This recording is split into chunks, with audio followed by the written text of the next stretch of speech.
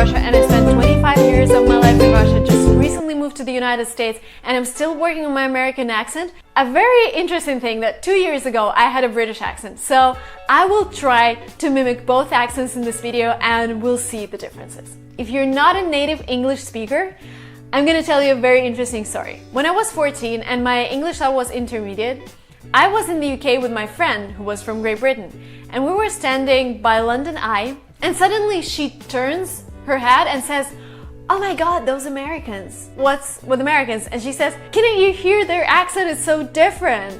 And I'm like, I couldn't hear it, but I was like, yes, I can. But I couldn't hear it. The thing is, I was able to tell the difference between different accents just when I reached the advanced level. Before that, I was listening to a lot of British singers.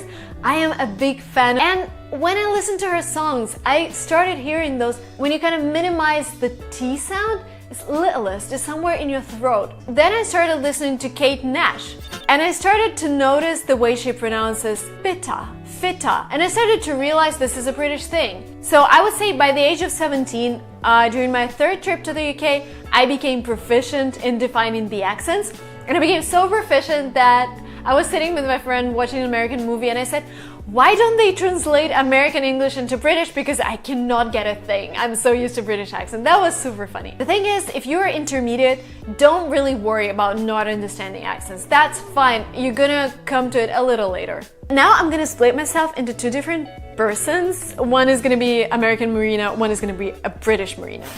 Hello there. My name is Marina and I'm from Great Britain. What's up guys? My name is Marina, I'm from the United States. Now let's talk about the differences themselves. Difference number one is the way Americans pronounce T sound. Tomato, tomato, better, better, water, water, potato, potato, meh.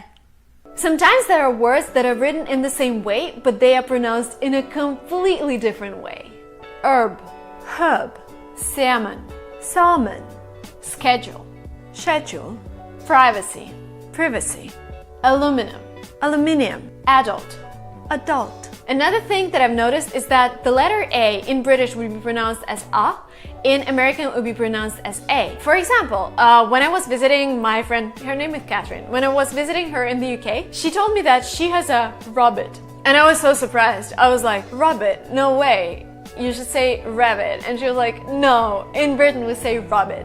And yes, this is the way it works in American versus British English.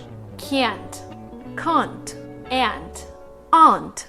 Another thing that I've noticed that Americans love the sound R, and British people tend to diminish or just miss it at all. Leisure, leisure. Measure, measure. Clever, clever. Parliament, parliament. Burn, birth.